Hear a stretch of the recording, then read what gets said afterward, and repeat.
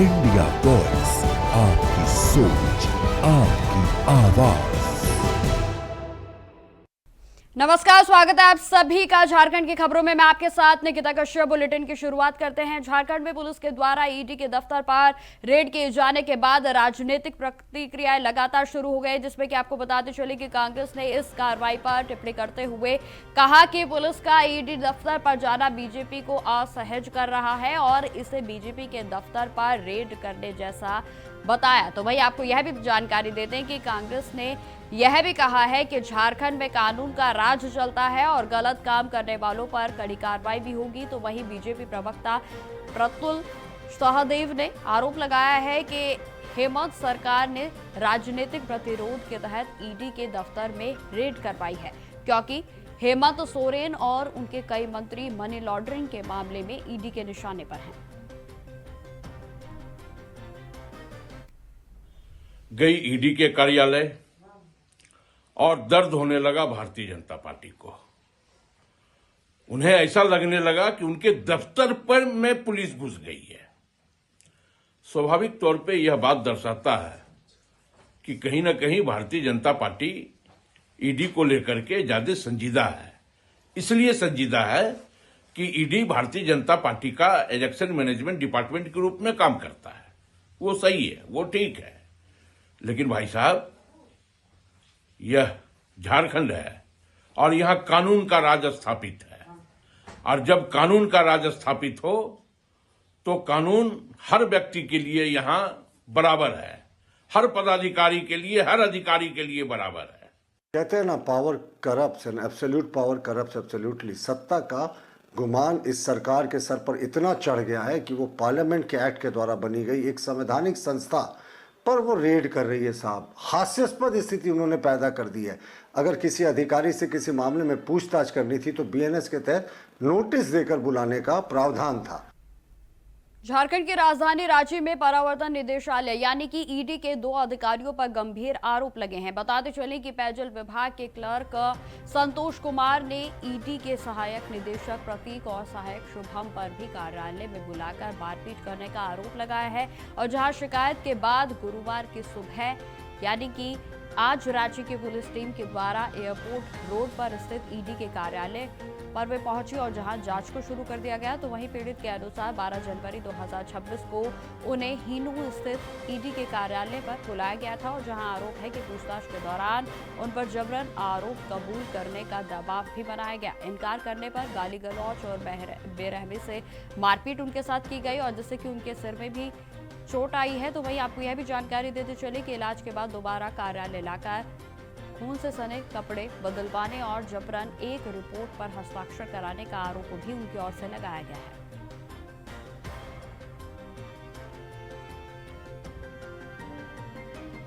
इसी खबर पर अधिक जानकारी के साथ रांची से संवाददाता नौशाद हमारे साथ जुड़ गए हैं। तो नौशाद जी, सबसे पहले मैं जानना चाहूंगी कि पूरा मामला क्या है और आज क्या कुछ कार्रवाई ईडी की ओर से की गई थी।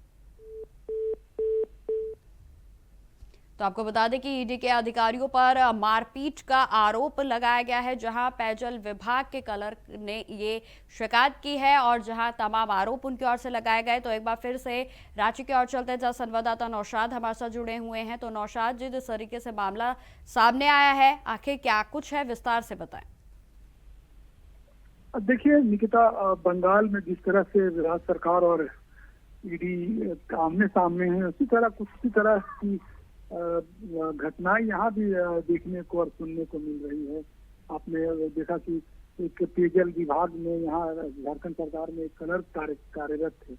उन्होंने एक तहरीर दी है एयरपोर्ट थाने में कि उनके साथ ईडी कार्यालय में मारपीट की गई है और मारपीट के साथ साथ उनसे जबरन किसी दस्तावेज पे साइन किया गया है जो वो नहीं करना चाहते थे। इस पूरे प्रकरण को लेकर कहीं ना कहीं ईडी उन्हें बुलाई थी और बुलाने के बाद से उन पर मारपीट का आरोप लगा कि उन्हें ईडी कार्यालय में बैठाकर कुछ अफसरों ने उनके साथ मारपीट की है, सर फूट गया और उनसे 5-6 टाके भी लगे हैं। तो इसी मामले को लेकर वह तहरीर दी गई थी यहाँ पर। उसके बाद से FIR दर्ज करने के बाद झारखंड पुलिस की टीम 2 DSP के नेतृत्व में सुबह से ही ईडी कार्यालय के अंदर है और जैसे ईडी की टीम झारखंड सरकार झारखंड पुलिस की टीम ईडी कार्यालय पहुंची है, वहीं इसी समय से राजनीति भी कहीं ना कहीं पूरी तरह से गर्मा गई है। सुबह ही सुबह बीजेपी की ओर से भी प्रतिक्रिया आने लगी कि राज्य सरकार ने ईडी का अपने पावर का नाजायज या फिर दुरुपयोग कर नौशाद जी, रही इस है। पूरे और मामले में ईडी के 2 अधिकारियों पर आरोप लग रहे हैं, तो क्या जिस तरीके से आरोप लगाए जा रहे हैं वो बुनियादी साक्ष्य हैं तहरीर देने वाले लोग के पास?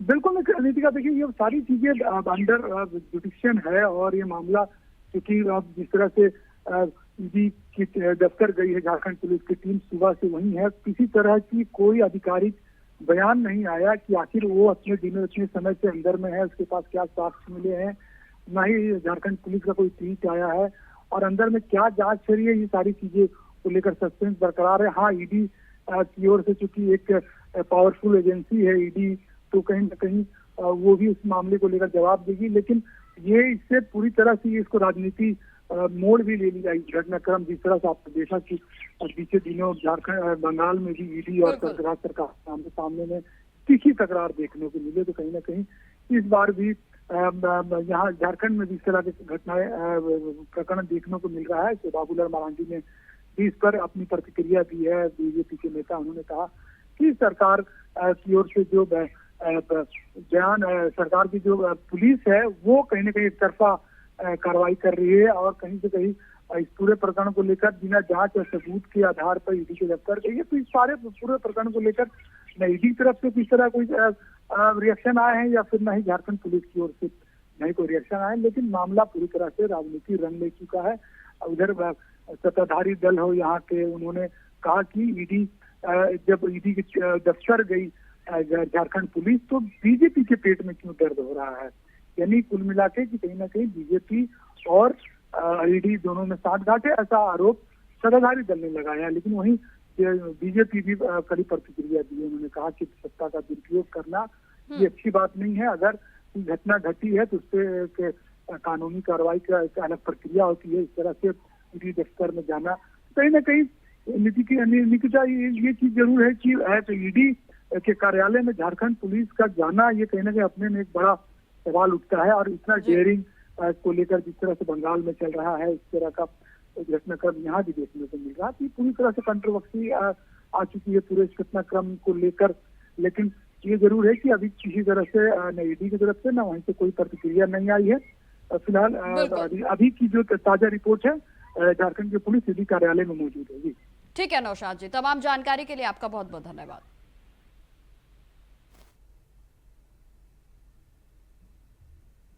खबरों में आगे बढ़ते हैं। हिंदू उत्सव समिति के द्वारा सोनारी के 2 मुहानी संगम पर महागंगा आरती का आयोजन किया गया और जिसमें कि बनारस से आए पंडितों ने गंगा आरती की है। तो वहीं आपको बता दें कि इस कार्यक्रम में झारखंड की सरकार के पूर्व मुख्यमंत्री चंपई सोरेन, सांसद विद्युत वरण महतो के साथ साथ तमाम अधिकारीगण और नेतागण मौजूद रहे। जहां आपको बता दें कि गंगा आरती के दौरान वातावरण भक्ति में रंग में रंग गया और जहां चंपई सोरेन ने आयोजन की सराहना करते हुए कहा कि सनातन धर्म मजबूत हो रहा है और ऐसे आयोजन लोगों में धार्मिक भावना को जागृत करते हैं। और जहां विधायक सरयू राय ने भी नदी की सफाई को लेकर जिम्मेदारी प्रशासन पर डाली है, जबकि सांसद और विधायक ने इस कार्यक्रम के महत्व की सराहना की।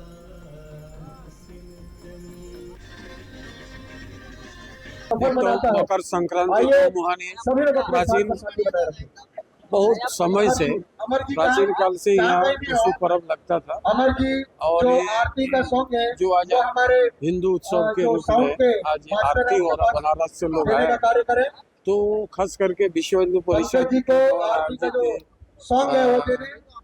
ये आरती ये बहुत ही अच्छे पिछले 5 साल से कर रहे हैं। एक बहुत में अपने आप में बहुत बड़ी बात है, क्योंकि जब हम ऐसे आयोजन करते हैं, वैसे आज तो हमारे ये दो मुहानी संगम स्थल है जहां खरकई और स्वर्ण रेखा नदियां आपस में मिलती हैं और जब हम ये संगम स्थल का इस तरह पूजन अर्चन करते हैं, लोगों में एक संदेश जाता है कि नदियों को हमें पवित्र रखना है, पवित्र नदियां होती है उन्हें शुद्ध और सुरक्षित रखना है। सरकार नदी को बचने दे तब तो नदी बचेगी। इस सबके लिए सरकार और प्रशासन दोषी है, जिसको भी आवाज उठाना है सरकार और प्रशासन के खिलाफ आवाज उठाए कि वो अपना काम सही तरीके से करें, तब नदियां बचेंगी। खबरों में आगे बढ़ते हैं। हजारीबाग के बड़ा बाजार ओपी क्षेत्र के अंतर्गत हबीबी नगर में हुए संदिग्ध विस्फोट में 3 लोगों की दर्दनाक मौत हो गई। आपको बता दें कि मृतकों में 2 महिलाएं और 1 पुरुष शामिल था और जहां मृतकों की पहचान रशीदा परवीन सद्दाम तो वहीं नन्ही परवीन के रूप में हुई है। जहां आपको यह भी जानकारी देते चले कि विस्फोट किस प्रकार से हुआ था और कैसे हुआ, इसे लेकर फिलहाल जांच लगातार जारी है। जहां घटना की सूचना मिलते ही 4 थानों के प्रभारी तो वहीं 2 डीएसपी भी मौके पर पहुंचे और साथ ही स्वान दस्ता और हजारीबाग की पुलिस की टेक्निकल टीम को भी घटनास्थल पर जांच के लिए बुलाया गया। आपको बताते चले कि विस्फोट के बाद इलाके में अफरा तफरी का माहौल बन गया तो वहीं सैकड़ों स्थानीय लोग मौके पर जमा हो गए हैं। जहां स्थानीय लोगों के अनुसार झाड़ी साफ करने के दौरान विस्फोट हुआ था और आशंका जताई जा रही है कि विस्फोटक झाड़ी में ही दबा हुआ था और उसी दौरान पास में धूप सेक रही एक महिला भी उसकी चपेट में आ गई। और जहां हजारीबाग के एसपी अंजनी अंजन का इस पर कहना है कि जांच पूरी तरह होने के बाद ही विस्फोट के सही कारणों का स्पष्ट से जानकारी दी जाएगी। कि हबीबी नगर में गैस सिलेंडर या ऐसा कुछ फटने की घटना कथित हुई है, जिसमें कुछ लोग घायल हुए हैं और एक को सदर हॉस्पिटल रेफर किया गया है, भेजा गया है। तो इसके सत्यापन हेतु हमने बड़ा बाजार थाना से टीम भेजवाया था, जहां पे पता चला कि 2 व्यक्ति वो मृत पाए गए थे यहाँ पे, जिनका नाम नन्ही प्रवीण है और सदाम है। और ये दोनों पति पत्नी थे। ये अपने ही ज़मीन पे झाड़ी साफ ऑफ कर रहे थे, तो इसी कारण ये होता। और इनके साथ इनके ही जानकार एक रशीदा प्रवीण थी, वो साथ में थी, जो घायल अवस्था में है, जो अभी सूचना प्राप्त हुई कि उनका भी देहांत हो गया है। हजारीबाग से संवाददाता सुरेंद्र सिंह हमारे साथ जुड़ गए। तो सुरेंद्र, जिस तरीके से विस्फोट हुआ है, क्या कुछ ताजा जानकारी निकलकर सामने आ रही है? जी देखिए, हजारीबाग के बड़ा बाजार ओपी क्षेत्र अंतर्गत हबीबी नगर में हुए विस्फोट में 3 लोगों की मौत हो गई है। मृतकों में 2 महिलाएं और 1 पुरुष शामिल है, जिनमें पति पत्नी भी बताए जा रहे हैं। घटना के बाद पूरे इलाके को पुलिस ने सुरक्षा घेरे में ले लिया है और जांच जारी है। प्रारंभिक जानकारी के अनुसार झाड़ी साफ करने के दौरान यह विस्फोट हुआ है। आशंका जताई जा रही है कि झाड़ी में पहले से कोई विस्फोटक दबा हुआ था। इसी दौरान पास में धूप सेक रही एक महिला भी विस्फोट की चपेट में आ गई, जिससे उनके मौके पर ही मौत हो गई। घटना की गंभीरता को देखते हुए 4 थाना प्रभारी, 2 डीएसपी, स्वान दस्ते के साथ हजारीबाग पुलिस की टेक्निकल टीम। बिल्कुल सुरेंद्र, क्या मामले को लेकर किसी तरीके का खुलासा हुआ है कि विस्फोट किन कारणों के चलते हुआ? क्या कोई विस्फोटक सामग्री थी वहां पर? इस तरीके की कोई जानकारी अभी तक सामने आई है सुरेंद्र? जी, हजारीबाग के एसपी अंजनी अंजन ने से बातचीत में बताया कि घटना में 2 महिलाएं और 1 पुरुष की मौत हुई है। विस्फोटक के कारणों पर आधिकारिक जानकारी दी जाएगी, अभी जांच जारी है। ठीक है सुरेंद्र जी, तमाम जानकारी के लिए आपको बहुत बहुत धन्यवाद।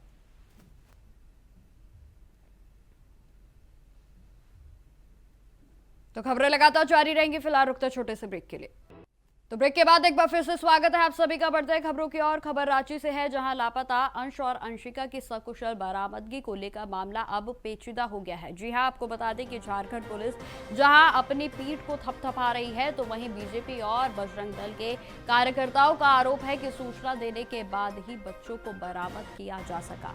और इस बीच नेता प्रतिपक्ष बाबूलाल मरांडी ने भी इस मामले पर प्रतिक्रिया दी है, जहां उन्होंने प्रेस कॉन्फ्रेंस में कहा कि पुलिस ने कई दिनों तक सिर्फ टीम बनाकर घूमने का काम किया, लेकिन कोई ठोस परिणाम नहीं निकला। और जब स्थानीय युवकों के द्वारा पुलिस को सूचना दी गई, तब जाकर बच्चे बरामद हो पाए। और जहां बाबूलाल मरांडी का यह भी कहना है कि ऐसे वीर बहादुर युवाओं को सम्मानित किया जाना चाहिए। बड़ी बड़ी टीम बनाए, दूर दूर तक भेजे, लेकिन मैं ये कह रहा हूं कि पुलिस ने दूर से देर से ये सारे काम उन्होंने किए। अगर त्वरित इस काम को किए रहते तो शायद, और मुझे पूरा विश्वास है, मैंने शुरू दिन से ही आप सब लोगों से जब इंडिविजुअल बात हो रहा था, मैंने कहा कि तुरंत तो यही हो सकता था कि तुरंत पुलिस निकलती, टोला मोहल्ला को मिल जाते बच्चे। अगर कितना दूर कोई जा सकता है, कहाँ जा सकता है, तो इसका श्रेय अगर खोज निकालने का, तो पहला तो हमने कहा कि जो सामाजिक कार्य करता है, राजनीतिक कार्य करता है, या मीडिया के इन लोगों ने पूरी तरह से दबाव बनाया। आम जनता को जिसको कहते हैं लगातार 10-12 दिनों तक जिसको कहते हैं जागरूक। खबरों में आगे बढ़ते हैं। झारखंड की सांस्कृतिक धरोहर टूसू आज मकर संक्रांति के दिन झारखंड के विभिन्न क्षेत्रों में मनाया गया और जिसमें जमशेदपुर के शहरी क्षेत्रों से लेकर ग्रामीणों ने आज टूसू मेले में धूमधाम जो है वो देखने को मिली है। तो वहीं आपको यह भी जानकारी देते चले कि NH-33 डिमना के नजदीक झारखंडी कला संस्कृति का 19वां टूसू मेले का आयोजन किया गया है और जहां झारखंड के परिवहन मंत्री दीपक बिरुवा और घाटशिला के विधायक सोमेंद्र चंद्र सोरेन मेले में पहुंचे और जहां मंदार पर थाप लगा मेले को जीवंत उनकी ओर से बताया गया है। जहां मेले के आयोजक पिंटू दत्ता और दीपक बिरुवा का कहना है कि यह झारखंड की संस्कृति वाला पर्व है और जिसका इंतजार लोगों को महीने से रहता है और जिसको बचाने और जीवंत करने के लिए सरकार भी कई कदम उठा रही है।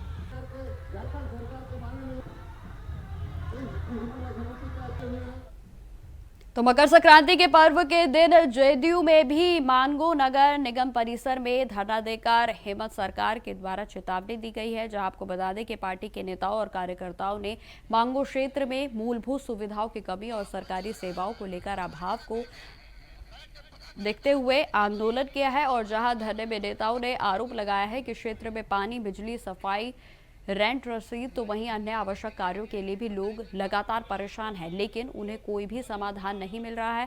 तो वहीं जानकारी देते चलें कि जदयू के नेताओं का यह भी कहना है कि क्षेत्र के विधायक का भी जो है उनको लगातार शिकायतें दी गई, लेकिन उनकी ओर से कोई भी सुनवाई अभी नहीं हुई है और जिसके कारण यह आंदोलन किया जा रहा है। उन्होंने चेतावनी दी है कि अगर सरकार अनदेखी लगातार जारी रखती है तो आगे भी आंदोलन किए जाएंगे।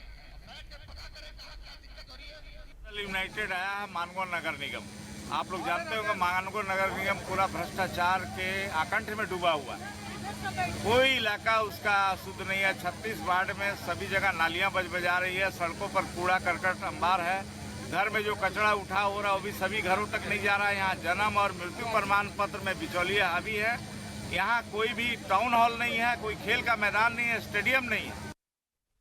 खबरों में आगे बढ़ते हैं। गुमला के रांची मुख्य मार्ग पर एक भीषण सड़क हादसा हो गया है जिसमें कि आपको बता दें कि तेज रफ्तार हाईवे ने पिकअप पर वाहन जो है वो उसको जोरदार टक्कर मार दी और हादसे में 4 लोगों की दर्दनाक मौत हो गई। तो वहीं जबकि 2 अन्य गंभीर रूप से घायल हो गए। जानकारी के अनुसार रांची के कुछ व्यवसायी तिलकुश को लेकर पिकअप वाहन से गुमला की ओर जा रहे थे कि तभी यह दुर्घटना हुई और जहां पिकअप वाहन और हाईवा की टक्कर इतनी जबरदस्त थी कि 4 लोगों की इसमें जो है गंभीर रूप से घायल हो गए। तो वहीं घायलों को इलाज के लिए अस्पताल में भर्ती कराया गया है। खबरों में आगे बढ़ते हैं। झारखंड की सांस्कृतिक पहचान से जुड़ा जीव मुर्गा अब बड़े पैमाने पर व्यापार का माध्यम बनता जा रहा है, जहां खासकर लड़ाकू मुर्गे की खरीद फरोख्त तेजी से बढ़ गई है और कुछ मुर्गे घरों में शौक के तौर पर पाले जाते हैं। लेकिन आपको यह भी बता दें कि कई लोग इसे व्यवसाय बनाकर बड़े बड़े पिंजरों में मुर्गों को पाल रहे हैं। सामान्य घरेलू लड़ाकू मुर्गे की कीमत लगभग 2000 से 10,000 रुपए तक की होती है और जबकि प्रोफेशनल लड़ाकू मुर्गों की कीमत 20,000 से लेकर 50,000 रुपए तक पहुंच जाती है। और इन मुर्गों को पाला जाता है, लड़ाया जाता है और जिसमें कि आपको बताते चले कि लाखों रुपए की कीमत भी लगाई जाती है। अब खबर जमशेदपुर से है, जहां चक्रधारपुर के रेल मंडल में आरपीएफ की टीम ने बड़ी सफलता प्राप्त की है। आपको बता दें कि 40 किलो अवैध गांजे के साथ 2 अंतर्राज्यीय तस्करों को गिरफ्तार किया गया है और यह कार्रवाई टाटानगर के रेलवे स्टेशन पर ऑपरेशन नारकोस के तहत की गई और जहां गिरफ्तार तस्करों ने यह भी जानकारी दी है कि वे उड़ीसा से नीलांचल एक्सप्रेस में गांजा लेकर टाटानगर पहुंच रहे थे और फिर उसे ओखा ले जाने की योजना बनाई जा रही थी और जहां आरोपी उड़ीसा के गंजाम जिले के निवासी बताए जा रहे हैं और जो कि जब्त गांजे की कीमत लगभग 20 लाख रुपए इस पूरे मामले में आकी गई है।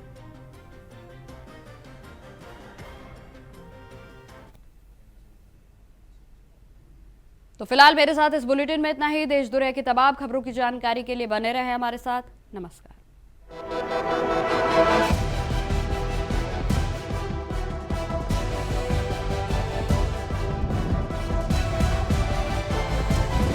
इंडिया वॉइस, आपकी सोच, आपकी आवाज।